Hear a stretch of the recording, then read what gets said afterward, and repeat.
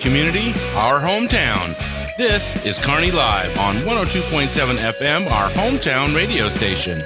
Kearney Live is presented by Kearney Trust, 310 West 92 Highway in Kearney, 816-628-6666. And now here's the hosts of Kearney Live, Mike Davis and Jim Dickerson.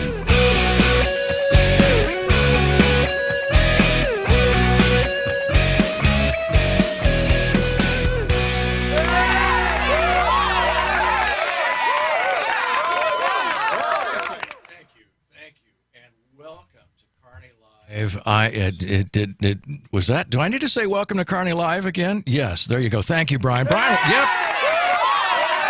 Thank you. Thank you. That's our studio audience. Yes, and Brian Watts is back after a brief and much deserved vacation, and he's got just a little. Yes. We missed him. Yeah, thank you. We really are live here this week. I think we've been running the best of the last couple of weeks, best of Kearney Live, and believe me, they are good. And when we say the best, we mean it. We only select the best. We don't play the crummy shows. Nope. We leave those behind. Absolutely right. So good to have you back, Brian. It is a pleasure to be back in studio. Now, the only thing missing for the moment is Jim Dickerson, who is that's exactly right. And that is hilarious. That's the absence of one Jim Dickerson who provides the less humorous part of this radio show. Actually, no, Jim's quite a funny character. He is a character nonetheless, but Jim flies airplanes, and very fast ones, fast and sporty, and ones that carry passengers. So he's that kind of a guy, and he knows a lot of stuff about a lot of things. So I miss seeing you, Jim. Hurry back, and hopefully we'll have the whole crew here next week. Now, we do have, today, we have Sam Sapp with us. Sam, yep. Yes. Great to meet that studio audience. Well, we can always show the picture. I mean, there is one. Too, They're across the hall. Yeah, that's them.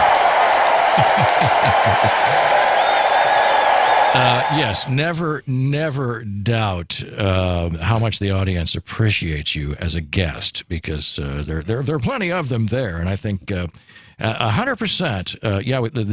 The ratings are in here. It says 100% of our live studio audience. There it says so right there. Appreciates that you're here. Yay. So, yeah, and Sam, you are with you. Yep. Well, of course, it means a lot that you're here. You're with Lockbod Technology, and just real quickly, tell me, because I got to break away from you for a minute, but tell us a little bit about what you do, just real quickly. Okay, so I started the company November 2019, and specifically what I do is I offer technical peace of mind for businesses. So the idea is that smaller businesses can't quite afford a full-time IT guy, or maybe they can. Hopefully their business is doing that well. But full-time IT guys tend to not be cheap, especially as a technology becomes more and more adopted. Their salary rates are just going up. And so I piecemeal it out to where small businesses can basically afford a full-time IT team to set up their network, set up their computers, and make sure they're working properly. In the event that there's any issues, they call and we get that resolved. That is maybe one of the best elevator speeches I ever heard. Very well done. Thanks. And well said. We are going to come back to you, and I think it is truly interesting. You and I have met, fortunately, through the Kearney Chamber of Commerce, and I think the last couple of I know our chamber meetings on Wednesdays. In fact, the last one we were live, we were in place, everybody was there, and it was a great time. And we've also met at some after hours. So shout out to the Kearney Chamber of Commerce. That's right, Stacy Bratcher is one of the best, and absolutely takes care of business. And Brian is vice president of the board of directors. Proud vice president. And we are glad about that. So, yeah, if you're not a member of the chamber, consider becoming one. And as you can see right here, it'll be well worth it. It'll be well worth it. She's good at connecting people. That's right, Sam. And I think that's one of the things that, boy, oh boy, I just, here in Kearney, among other things, to have an active chamber of commerce, look, lots of cities have them. But to have what we have here in Kearney, where everybody really truly does know each other, and it's a neat connection, and it doesn't take. I'm telling you, from the minute you step in the door at any of these events, you're welcomed, and you feel like you're a part of this thing. And the more you attend, the more you feel a part of it. And it is a beautiful thing. And speaking of things that are going on here in Kearney, one of the things I wanted to mention, just real quickly, if I can, Brian, this it was one of our news items that Kearney High School earns an elite rank. And it's just, I got to read a little bit of this to sort of set it up. But Kearney High School is among the highest, is among the best high schools in the region, state, and nation, according to 2021 rankings released by U.S. News and World Report. Now, this is a big deal. This is from, the big guys, the big publication here. The publication placed Kearney High School 2,077th. And that seems like, okay, really? Okay, you're telling me that? No, out of 17,857 in the nation. Now, that puts Kearney in the top 12%. That elite rank earned Kearney High School a U.S. News Best High School Award, which is just pretty cool. Yes, the rank, thank you. The rank, get out of here. Yeah, the rank, you people are clapping too much. The rank is a recognition of the extraordinary effort by students, staff, family members, and partners at Kearney High School, our district, and the entire community. Kearney Community Superintendent Matthew Miller said, "We all strive every day to do the best." And that's Brian coughing, and it's good to have that result. By the way, you'd say, well, okay, what about it? That's been national. What about Northland? Let me tell you about the Northland. Behind much bigger high schools, Kearney is 4th in the Northland, number 4, behind others. It earned 16th place out of 136 high schools in the Kansas City Metro. And also, that's on both sides of the state line, by the way, Brian. Did you know that? I think you did. You wrote the story. Yes. Kearney High School also garnered 26th place out of 603 high schools in Kearney, Missouri. That's 26 out of 603. Somebody do the math. Yep, do the percentage on that. It's way, way up there.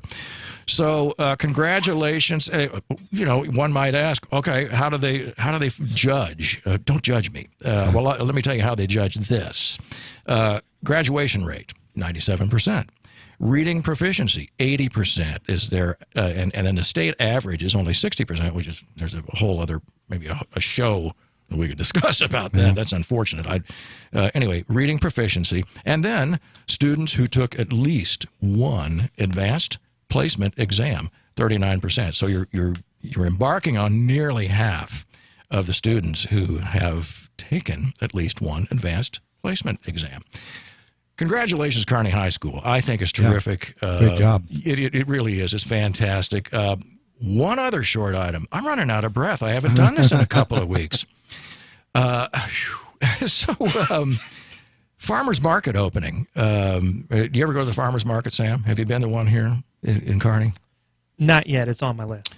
Absolutely. You have then this Saturday from 7 to noon would be your opportunity. Assuming, I guess, weather permitting, or does it matter? I don't think it matters. I think they will go rain or shine. There you go. Well, there we go. Yeah, so there are, I think I heard it on the news a little while ago, there are booths available if you're a farmer or a grower, or you've got, I think, other vendors, you can sell bee honey, and I don't know, maybe you could do an engine repair. I don't know. No, they have, I don't know about that, but they have clothes and they have unique things. They had a guy out there last year, or for the last several years, that has done geodes. He finds geodes. Oh, yeah. And he's got this mechanical thing that he'll crack it open for you and everything. Right. And the geode it looks like limestone on the outside, and you crack the thing open, and it's got the beautiful quartz on the inside. Yeah. Yes. Aren't those something? Yeah. Yeah, those are like, if you think I see those, and it's like, did that come from Mars? I know. No, it came from Earth. Yep. Right here. What else do we have? It says local food, produce, clothes, accessories. You already mentioned that. A bounce house.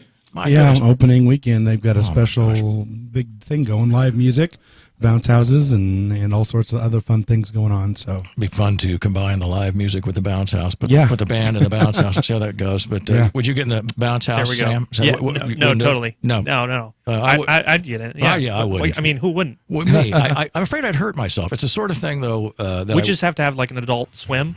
You know what I mean? Because I mean, know. you want me to bump into the little kids? No, come on. We got to have a place. You know, you love the Adult Swim, and that's when you get in there. I wear the flowered swim cap in my Adult Swim. I can see it. I can see it. Yeah, it's and they got little flappy flowers on there when I'm doing the side stroke. The side stroke, yes. So not the backstroke.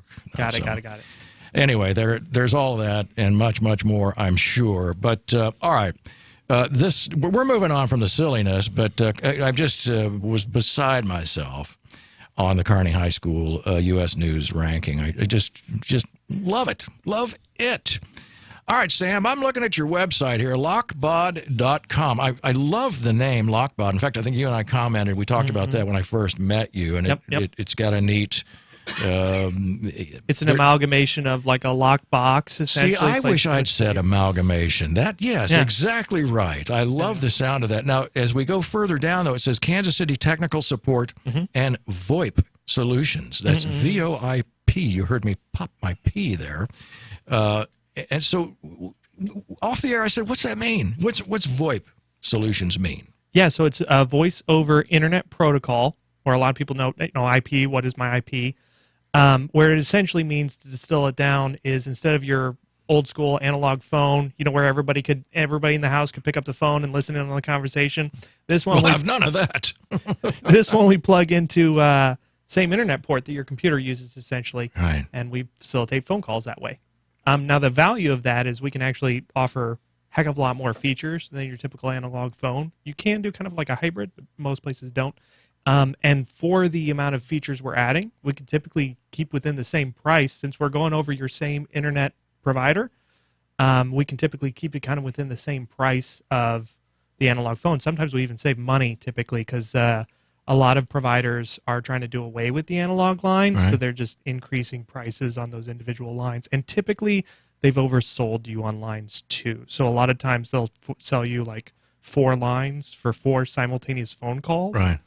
And most people don't use that much, although on the VoIP solution, you can actually, for me, you can do as many simultaneous phone calls as you can handle. If we ever run into a cap, we just all right. So what we're talking about here is, listen, here would be my argument. If and I am in business, and I don't have any other lines except my phone. Sure. My phone. And isn't that funny? Yeah. I refer to this thing right here. Yeah. As my phone, and that's all I need. That's my business phone. Yep. And okay, but you're telling me that there is a reason I might perhaps want to have this VoIP solution. There is, and it kind of depends on the business, because there's plenty I've walked into where it's just a one-man band, and their cell phone's all they have, and they never want to disconnect. They want to be 24/7, 365.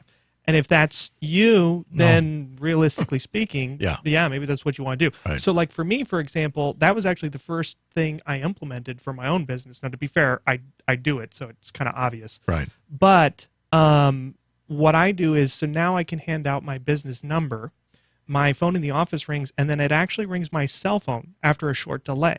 So if I'm out and about, and I, still want to be able to take and handle office calls, my cell phone still rings as if, if they were calling my cell phone directly, but they're calling my office number. And then you can let it go to voicemail. I can let it go to voicemail at the office. And I can even set, if I wanted to, I could even get a little bit more granular and set time periods where, like, hey, between the hours of 9 to 5, before 5 or after 5, it goes straight to the office phone, or goes straight to voicemail, or goes straight to an after-hours auto attendant. Hey, thank you for calling. You've reached us after hours. And then it rolls over to my cell phone. So I kind of get the best of all worlds in that scenario. Right. Now, this is a portion. This is one profit center, one product out of your enterprise. So it's not the only thing you do. It's kind of a key vertical, I would say. Okay. I would say there's 2 primary verticals I focus in on, would be that one and then the IT one. Some businesses have they still want to handle the IT on their own. All right. They haven't hit what I would call kind of like a critical mass point. No, I understand. And I think as we have here at the radio station, I mean, we do need an office. I mean, technically we don't have to have it, but it would be inconvenient if we didn't. And we have a phone system here, and obviously for obvious reasons. So I get, as a one-person business, Yep. You may not need those things, may or may not. But what is the threshold by which people would start saying, you know what, I could really use a guy like Sam Sapp from Lockbod Technology? So it really kind of depends. So on the voice side, I would recommend basically everybody at least, reach out and consider it as an option if you're a business, largely because we can go through that conversation and kind of decide that. Because there's a lot of features that people haven't quite considered that I think are worthwhile. So a big one is, an auto attendant or a prompt system that doesn't even have to be a press 1, press 2. I've got a lot of people, there's probably a lot of people out there now, I hate prompt systems. Yep, me too. What I recommend is at least an announcer. Hey, thank you for calling, 102.7. Please hold while we connect you. And at a bare minimum, that gives the customer that instant gratification of, I got the right number. I went online. Huge. Yeah. And I got the right number. Because realistically speaking, with internet, with us being so connected, I personally do believe people are becoming a little bit more timid. And if they hear the phone just ring and ring and ring and ring and ring and ring and ring, especially with that being an old school archaic system, the younger generation, my generation, we start to question, are they still in business? Oh, yeah. And especially because that's another question I get. It shocks me that it's one of the first questions when I'm talking about my phone system is, does it have voicemail? Oh, my. And that just goes to show you the kind of phone systems I'm sometimes competing with. Yeah. If it rings and rings and rings and rings and rings, and there's not a voicemail, even if they're calling at 10 p.m., are they going to try again at 9 a.m.? Maybe they forget. I would agree. I mean, I think, and how long has it been since you've heard a busy signal? Every once in a while, I'll dial, I hear it, but it's like, that's a sound that's out of my distant past. Yeah. And so... And I think there are some people that don't know what that means. It sounds kind of silly, but as we move farther and farther away from it, there's going to be people that don't know what that means. Even sometimes when I hear it, it's like, oh, that's right, that's the busy signal, versus because there's also a disconnected signal. There's also, the independent carrier, thank you for calling, this number's out of service. And sometimes those aren't all the same, and they kind of start to bleed together. And if you only hear them once in a year, a couple years, few years. Yeah. Now you're competing with the big shots, right? I mean, AT&T and Sprint and others, or whoever Sprint is now. I don't know. I can't keep up with them, but that's fair. I mean, competing is kind of a strong word, especially when you consider that we're migrating off of really old phone systems sometimes. Okay, so where would you position yourself in the market? No, I mean, I think you're about right. Oh, okay. Spectrum is offering a service like that. AT&T offers a service like that. Verizon more and more offers Google's services got one. Yep. And it's a weird one, but go ahead. So here's where I differentiate myself there, because a lot of them, they're either not, they are targeting those old school analog phone systems, and they're targeting, people that have the existing service. Now, the problem is that there's a lot of technicals and nuances in it that they're not bothering to explain to anybody. They just kind of ship you the phone and say, here you go.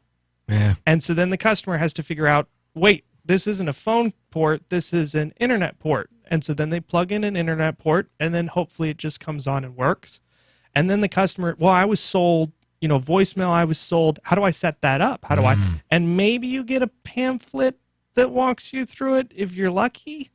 And then, there's all these different things involved, so like, and you don't know, so like a good one kind of is E911. You can hook this thing up anywhere.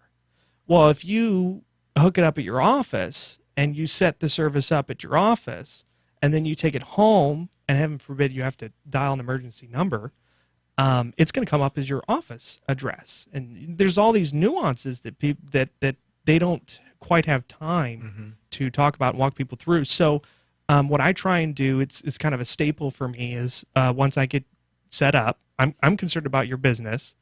I'm going to ask what kind of internet circuit you've got, because that's important. If it's a bad internet circuit that I think is going to make my service look bad, I'm not even going to propose it. We're going to try and move a different direction or upgrade your internet circuit. Because if it looks bad on me, you're going to come back on bet. me versus the circuit. It's always your fault. Exactly. Yeah. And then, which to be fair, I like the ability to take ownership of that. You bet. Because at the end of the day, if I can make it smooth, and if it is my fault, then at least when somebody's shouting at me, it's not. Well, it wasn't me. I gotta, and then we gotta hash out with the third party. Anyway, yeah. Yeah. Well, I get where you're going with this. Yeah. I know. So I spend time to yes. transition so people understand, because that old school analog line 1, 2, 3, 4. Yes. I remember. Yeah. That changes. Yeah. Now we got to learn how to transfer. Yes. It's a lot like your cell phone Right. at your desk. And even then, I remember being a little intimidated with, putting together a group call until I started talking to Jim and Brian all the time. And then I couldn't wait to talk to them and get a group call going with all of us. Remember how fun that was? Remember that time? We do that all the time. We're visiting today with Sam Sapp. He's with Lockbod Technology right here, live on Kearney Live, 102.7 FM. Stay with us.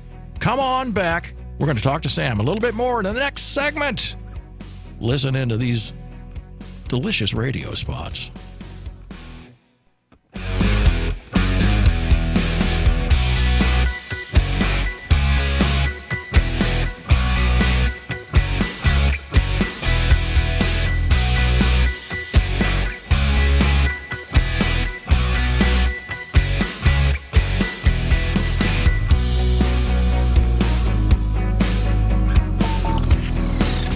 A special thank you going out to underwriters like these for their support of KPGZ. Simplify your banking, simplify your life. It's easy with Kearney Trust Company. The world has become fast-paced, and we understand that you are busy. That's why we offer a banking experience that's as simple and stress-free as can be. Kearney Trust goes beyond convenient locations and good customer care to offer banking services that make managing your finances quicker and easier than ever before. Online, bill pay, e-statements, and mobile banking are available to give you a positive banking experience so you can get back to your life and activities. Kearney Trust also provides capital to people and businesses so they can achieve their goals. Whether you know exactly what you want or just need someone to talk to about your dream, you can speak with them and work on that dream. You may just be getting off the ground or ready to move into your brick and mortar building. Kearney Trust will provide you and your business with the resources you need to succeed. Kearney Trust Company is your partner for success with 2 convenient locations in Kearney at 310 West 92 Highway and 701 Watson Drive in Price Chopper. The phone is 816-628-6666. Kearney Trust Company. Banking you can trust. Member FDIC.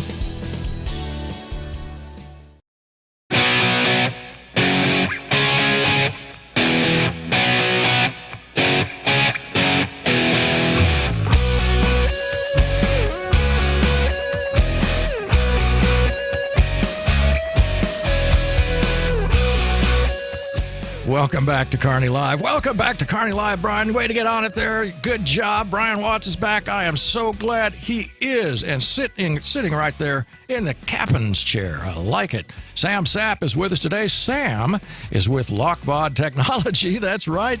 And Sam is a very smart man. I like having smart people in here because I'm not that bright, and he helps me along in my work here, which is a good thing. Don't cut yourself short there. Well, thank you. I appreciate that. As we talked about Lockbod Technology, which is your company, you also mentioned we were talking about voice internet protocol, voice telephones over your computer. Yep. Now, that is indeed a portion of what you do. I'm intrigued by the idea, though, that early on you mentioned you started this niche company or some people would say niche. I'm not one of them.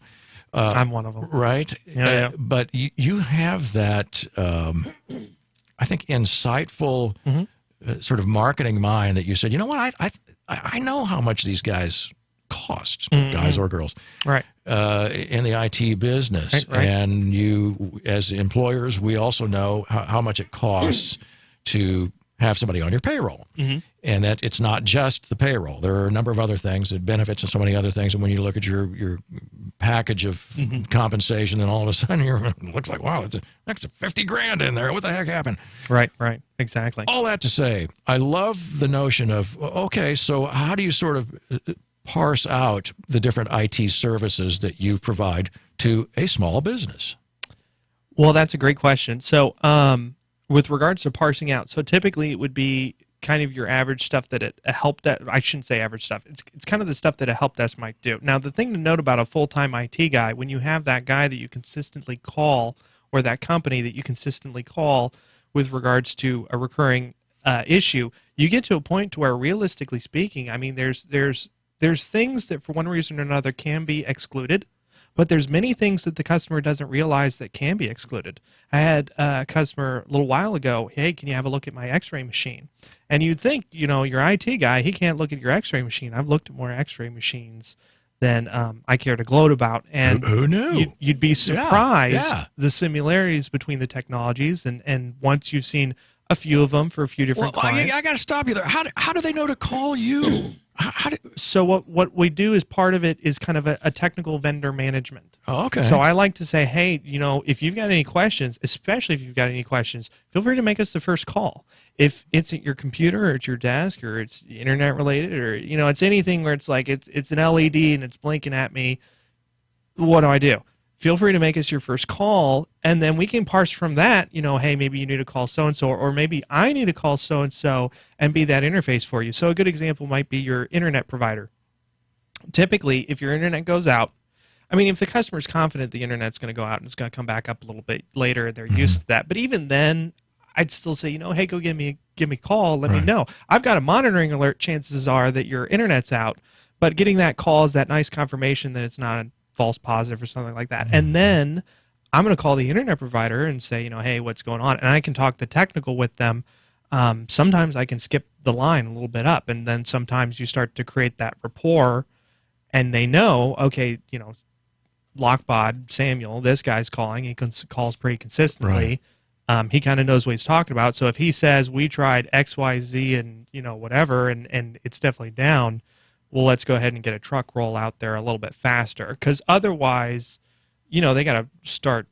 Was it even powered on? Is it, Right. They got to check those things with the customer. Yeah, I think, listen, this is a completely unintentional plug for Google. We were fortunate to move into a Google Fiber neighborhood.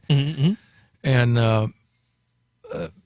I could complain a lot for different things. I think, we feel like there are certain companies that sort of know every move you make because of your computer usage and so forth. And I've always sort of thought that Google was like that. Yeah.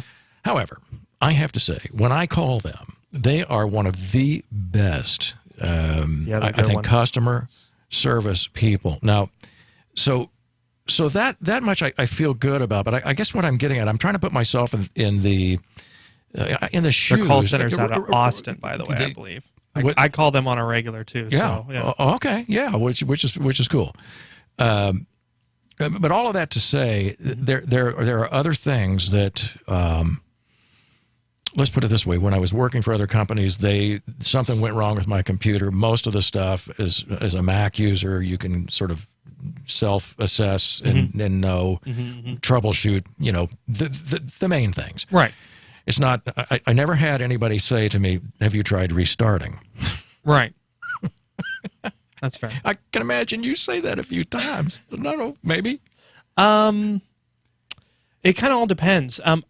It's said so often that if I can, I almost try to avoid saying it in that way. It's I know, but it's a negative connotation. It is. Anymore, it kind of makes the assumption that, well, of course I'm no idiot, right? And so it takes many to make the world go it's round. Like, did you put gas in the lawnmower? Yeah. I know. Well, okay, but so I try to make no assumptions if I can. It's one of those things where on one hand, I'll probably ask you, did you restart it? Right. But on another hand, I'm going to try to ask it a little bit differently, a little bit less demeaning than, because the average IT guy, to some degree, it's almost as if the user's the impediment. Yeah. Unfortunately, and in my world, it's kind of like, no, you're my customer. You mean a lot to me. Yeah. And if I can, I'm going to try to make it as simple as possible. If we need to restart on a regular, maybe we need to ask ourselves, why? Is there something going on there? So hardware and software, then, would you be involved in both of those things potentially for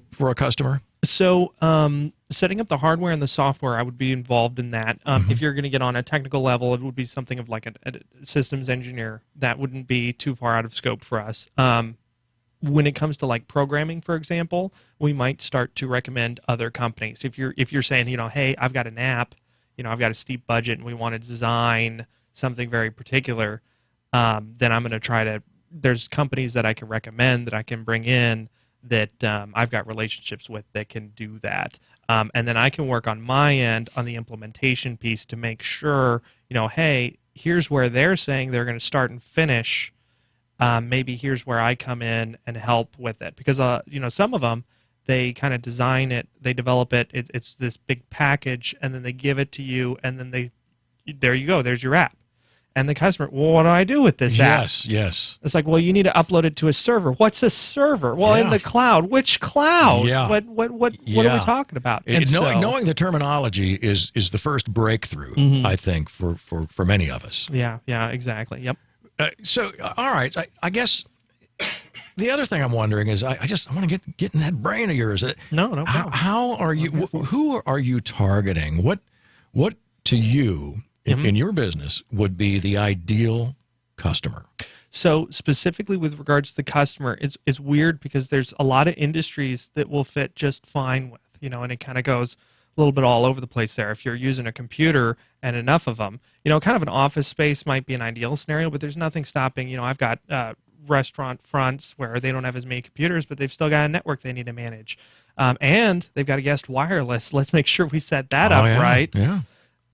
Because we've got people every day hopping through. I say it's that, I've got in my mind, you want to be afraid of the hacker. I'm kind of afraid of the high schoolers sometimes because they've got time on their hands and they've got technical savvy, and maybe they accidentally get somewhere where they're not supposed to while they're on your wireless network. And so you're gonna have to forgive me. I forgot your original question.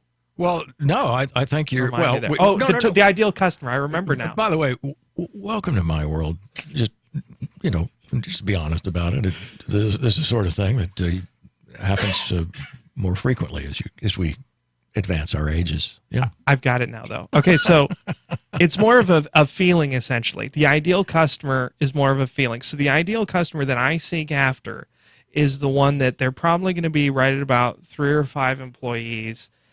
And at some point, they're like, I'm spending so much time. There's this big headache, a migraine level problem. And they wake up and it's IT. I'm not spending time on my customer anymore. I'm fixing, their computer. I'm fixing my employee's computer. I'm fixing my computer. I'm not spending. And, maybe the employee even, hey, we lost that big bid because I told you I can't use my email. And so, that's been a problem for a week now or something like that. And I really actually love that customer because they've kind of now seen the throes of the nightmare when it degrades to that point. Right. Okay. So, see, as I was thinking of it in terms of size and revenue, you're service oriented, and I love that. So it really doesn't matter to you if it's a one-person shop who really does have trouble sort of navigating what many of us would consider day-to-day, the things that we do on our computers. That doesn't matter to you, right? It's priced on retainer, and it's per computer workstation, or some companies do it per user. Mine's per workstation. And so it essentially scales with the company. There's some weird niche, like, for example, the restaurant that doesn't have any computers, but it has a network. We had to kind of tailor a program to them. But in most scenarios, we can price it and scale it by computer, because if you think about it, one individual person, they're not really going to be having a whole lot of problems on a regular once it's kicking with steam and they're in a good place. Right. As it starts to grow, you're going to start to have these things that crop up on a regular and reach out. And what's really nice with this model is when you have the IT guy come in and fix it, there's kind of a mutual benefit to making it short to some degree. They want to implement a quick fix. They don't want to give you a bill that's going to be so large that you don't want to pay it. And then at the end of the day, you don't want that either. You don't want that either, exactly. So, and then they got to learn the network. Right. So they come in, spend an 8-hour day just figuring out what's connected to what and what's connected to what. They say, I need to fix this, but if I fix this by unraveling that, will it all collapse on itself? Mm-hmm. And so, it's 7 hours of investigation. Right. It's 30 minutes of fixing it.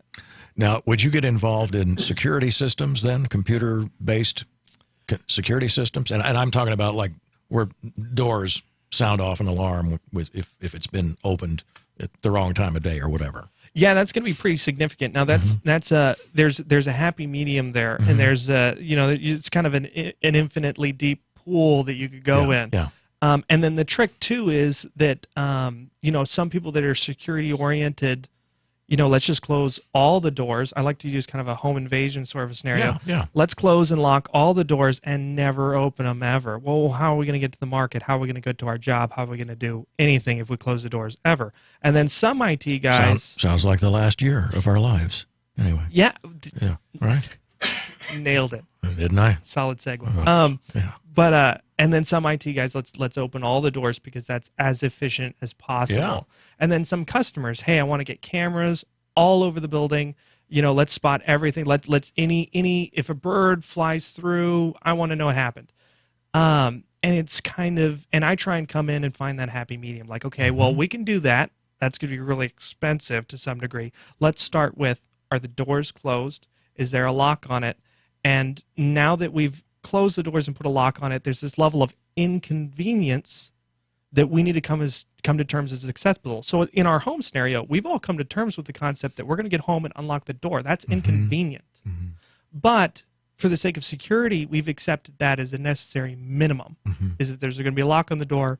I'm going to lock it when I leave, and I'm going to unlock it when I come home. But again, that is one of the I'm looking at your website, Lockbot. That is definitely one of the included services, though, for sure, because that's a significant element. It's going to produce a lot of work for me and a lot of frustration for the customer if Lockbot.com, by the way, and it's we're talking to Sam Sapp, and LOCKBAUD, and baud is the unit of measure on.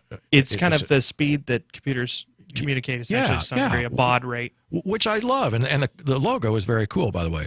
Thank you. Okay, and your services here, from phone and computer solutions, email management, office network, and backup options, Lockbot has everything you need. Everything you need. And phone solutions, we offer solutions on par with or ahead of current market. They say you can save you 20% or more on your service. I don't know if I can say that on the air. Well, I just did. Sam, we're going to be right back, by the way. We're going to honor one of our sponsors. Kearney Trust Company has sponsored this program for 5 years now or so. 4. Brian says 4. All right. Well, now time flies. Stay with us. We'll be right back. You're listening to Kearney Live.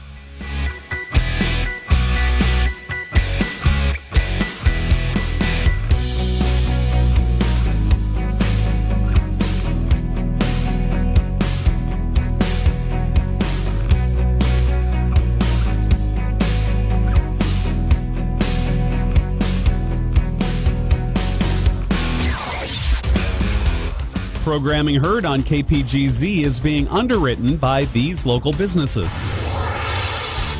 Simplify your banking, simplify your life. It's easy with Kearney Trust Company. The world has become fast-paced, and we understand that you are busy. That's why we offer a banking experience that's as simple and stress-free as can be. Kearney Trust goes beyond convenient locations and good customer care to offer banking services that make managing your finances quicker and easier than ever before. Online, bill pay, e-statements, and mobile banking are available to give you a positive banking experience so you can get back to your life and activities.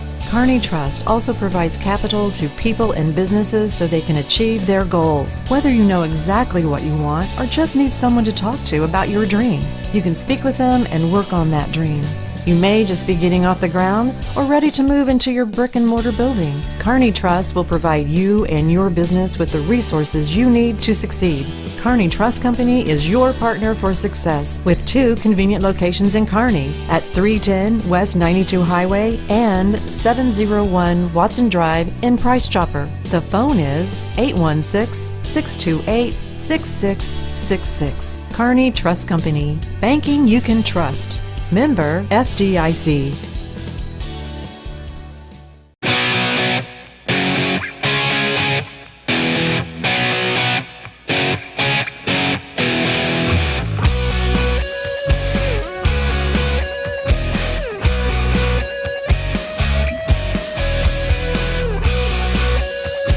Wow. I got a nice, big, full, bassy sound on the bumper music. Yeah, listen to that thump, thump bass. And it's really, sounds good. It's driving hard, but not overdriving. And that guitar sounds really cool. These headphones do amazing things. You're back. We're back with you on Kearney Live, 102.7 FM. That's really where we are. And also right here in Kearney, Missouri, we are your hometown radio station, and we love you. We love our listeners, and we love our sponsors who help us talk about keeping the door open, Sam. That's how we keep our doors open, and we appreciate it for all of you who help out to keep this station running and to keep your Kearney hometown radio station on the air. Among other things that we do, KMO-TV, so many, many things to help you get your message out in front of all of the people, the very people who you're trying to reach, the folks in Kearney and in Northeast Clay County, right? In Liberty, Smithville, all over the place. You'd be surprised what we cover. In fact, we get around the world. Can you believe that, Sam? I can. And we do. We have some. In fact, we've got a regular listener that has been in North Carolina, I believe. Brian, is that right? I can't think of the young man's name. But he's a Kearney resident, and he's been listening to us, and he's on our e-news. Mm-hmm. And it's so fun. And he sends an email every once in a while, a little notification that says, I'm listening, I'm here, thank you for doing this. And so when we hear that kind of response, we often wonder, like Brian said before the show, he said, some days I don't even know why I'm here, because we're not sure if anybody's actually listening. But so I'll try this joke again. We appreciate our listener. I mean, if it means anything, I'm getting texts, so you definitely got listeners. There you go. Yeah, I appreciate that. So we've really got more than one listener, maybe a couple. We know. We've got analytics that say there are thousands of people that are aware, mm-hmm. either through social media or internet, that we know are the very folks that businesses like yours would like to reach. All right, now let's get back to this whole business of which part of this thing do I or any other small business need. There are things about our computers that are not secure, regardless of the technology and the speed with which it improves and the integrity of the different browsers that we use, and many of them are more secure than others. What are some of the problems that would cause a person, a business owner, to call you and say, oh my gosh, I don't know where to turn, this thing is more serious than I think? Well, and it depends on which angle we're going with it, right? And I mean from a security standpoint. Yes. Now, from the security standpoint, one of the things that just kind of jump out, things that you wouldn't. So that comes back to like the ideal customer. Some of them have seen it. They've mm-hmm. seen the throws. They know what ransomware looks like because they were hit. Very scary. And so then they know, hey, all of a sudden paying a guy or a company a little bit of money pales in comparison to $1 million ransom note that they need to try and pay to get their data back.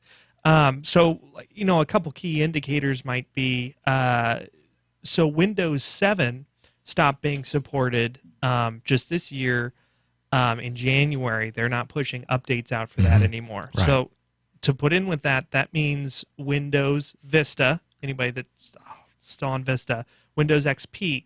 And these three, you can kind of identify them on the bottom left-hand side of your screen.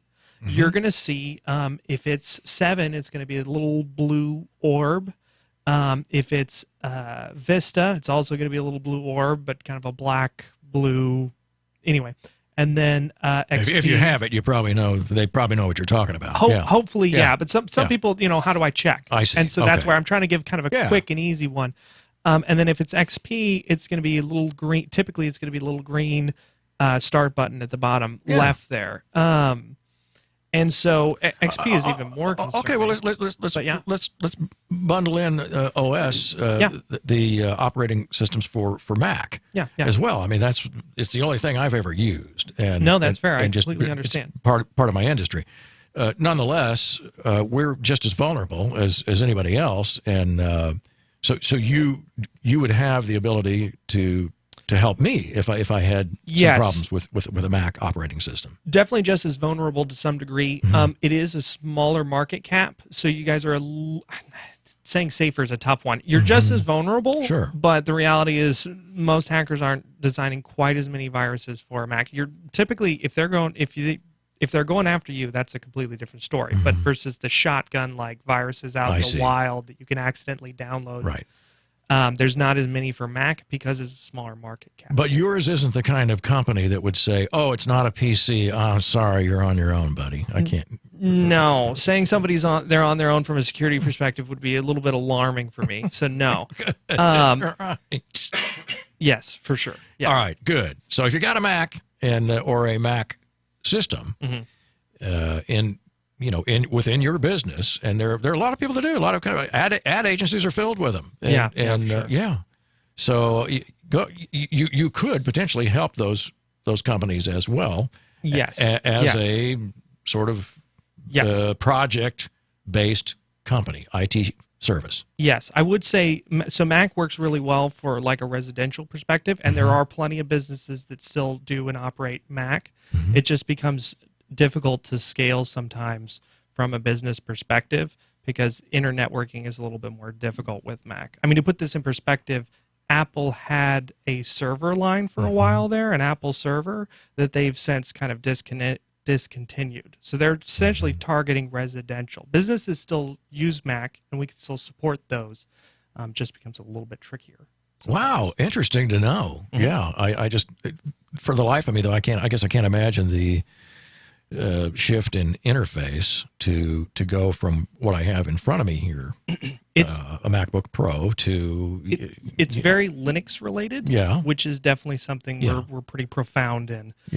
So we might just end up at a black and white screen where we're running the commands versus pushing the buttons, but at the end of the day, it'll get done. No, I appreciate that, and same deal. I mean, I guess with PCs or any number of things. I mean, if you had is it unusual for you to have a customer call you with a software issue and say, okay, and how does that generally play out? It's not all that uncommon to get a software. So we have what's called line of business applications, and most of the time, if you're a legal firm out there, it might be Tiger Paw or a Time Matters, and then if you're a CPA company, it might be Drake. Or QuickBooks, Sage is one we're pretty proficient with. Wow, to even know the names of the software, I mean, it's pretty amazing. Sage in particular, there's whole companies. I mean, out of all of those that you listed,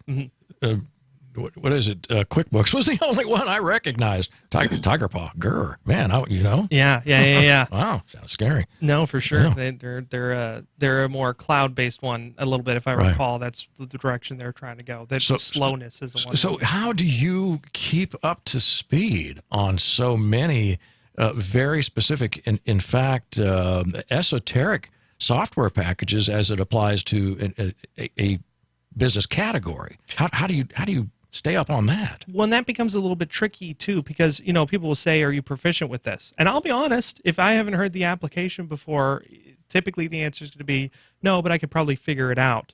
And there are definitely things I won't do because that's there's many companies like me that they'll do everything, and there I do kind of focus in. But specifically with applications, that's easily includable for me because a lot of the baseline technologies are the same. Without trying to get too complicated, like a database server or, a server in general, and then the workstation, and then your visual environment. The vendor has a part to play. So we're typically going to recommend, hopefully you have a warranty or a support package. I see. So if it's Sage is a great example of one. You're going to want to keep paying for the license, and you're going to want to keep that support package, if any extra, in with that license. And then I'm going to want to call them when it gets a little bit too far along or we've gone beyond a simple fix. And then the value in that is the more I call them, the more I get familiar with the product. And, sometimes, so there was an application, a Thomson Reuters application for a CPA firm that was a little bit newer to me, but I've heard enough of these vendors talk that when they told me, oh, it'll be simple, you press one button and it just works. I knew enough to explain to the customer, hey, plan on being... That's never worked for me. Exactly. Well, I knew enough for the customer to say, hey, this migration, this one might take all day. And they're like, well, and I didn't even tell them that the vendor said, I called the vendor 3 separate times, and each time it was like, oh, you just press the button, it just works. But we figured it out. We got it on a newer, updated server. And then after that day of migration, it moved a heck of a lot smoother. And so I like to try and be honest and over-promise. It's a good start. Under-deliver, over... Right. However that...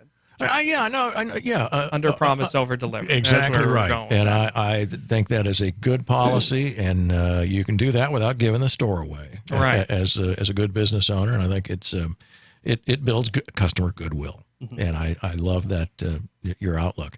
Now, when you got ready to start this business, you're not an old guy, but you're not a young guy. Or either, I like to think not, but maybe I'll think that for the grave. No. And all I'm saying is I think you've got, you approached this from the standpoint that you have knowledge, a solid, a better than solid foundation of knowledge in the IT industry in general.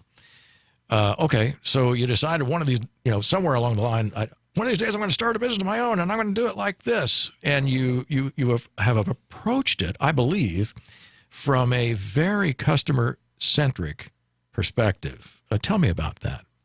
That's been a fun progression. So you want to hear specifically on the progression or the customer-centric portion of things? Sure. I think we got about 4 minutes. If you can do it inside that, knock yourself out. Yeah. Well, I mean, the way I started it was kind of the Rich Dad, Poor Dad, really one of the key investments is starting a business. Now, in retrospect, I don't want to avoid saying that lightly because I've definitely learned a lot. It's a lot deeper of a pool to jump into than what a lot of people tell you on the face. Business owners, I think, can do a lot better about, hey, here's the deep end of the pool that you're jumping into versus anybody that doesn't own a business. Anyway. Agree, yes. So now that I've kind of jumped into it, customer-centric was kind of key. So one of the values for the companies that I've worked for in the past, they've all essentially made it customer-centric too, to some degree. And that was really key to me because they are the customer, but then B, you really have to think of it from the perspective of, I can't put a car together, and I'm really not that good at fixing a car. So when I have the mechanic fix a car, I'm going to be upset if he starts laughing at me like, why didn't you consider? And then I'll feel a little embarrassed, a little shy, and maybe come off a little defensive with regards to like, you can't expect your customer to know the inner workings of what you do. And so that's a key element to making it customer centric, because we've all got our part to play, right? And it takes all of us to make the world go round. And so, I'd urge, if there's any IT guys listening, I'd urge to kind of take that to heart to some degree, because the more we get comfortable with what we call our users or our customers, the more we can understand exactly what it is they're asking. Knowing we've got a couple of minutes left, and you're in this is a great, I think, segue to your, what I would call, you did a great elevator speech at the beginning. Now, I would say, give us the sort of reasons why, if somebody's ready to become a customer of yours, why would Lockbod Technology be the place to go? So once we're done, and it tends to kind of take couple months even sometimes to on-ramp. Customers end up, it's just a smooth environment where they get to go back to focusing on what they love. And typically at the end of it, I have customers coming back. One of my favorites, and I guess I couldn't have said it better, so I'll just quote them. Like, I didn't know IT could be this way. Like, yeah. Well, I think many of us knew, back in the day when there were IT guys that sat in a dark room and just, you wonder, that guy's strange. Some people refer to them as neck beards nowadays. You ever heard? It's kind of a funny term. Now I see my own neck beard. I go, wait a minute, I'm that guy. Let's kind of get in there and get a shave. But that's fun. We've been listening today. You've been listening today to Sam Sapp from Lockbod Technology. By the way, if you want to read all about him, go to lockbod.com. LOCKBAUD.com. And Sam, it has been an absolute pleasure. You and I have been talking about getting yourself right here on this show, and you did it today. And will you come back sometime? Certainly. Anytime you'll have me. All right. If somebody wanted to get a hold of you, how would they reach you by phone? You're free to call me at 816-601-1616. That was easy. Anybody write that down? If you're driving, don't try to write that down. But I think I really appreciate what you're doing. I love the approach, and you're bringing the human side of technology to bear, I think, in your business. And I think that's IT needed some work on that. Let's be honest. But no more neck beards. Stop that. So, yeah, I like that. We do what we can. You do. Thanks so much for being with us, Sam. Brian, do we know who's going to be on next week, or do we care? No, it's Chamber of Commerce week next week. Well, I knew that. It seems like, didn't we just do that? I mean, that was... Well, yeah, but it's already here again. Has it been a month? Yes. My goodness. Stacy, she's making the time go by so fast. I don't know why. Thanks so much for being with us. And you've been listening to Kearney Live 102.7 FM, your hometown radio station. We'll see you in 2 weeks. Yeah. See you then. Thanks for being with us.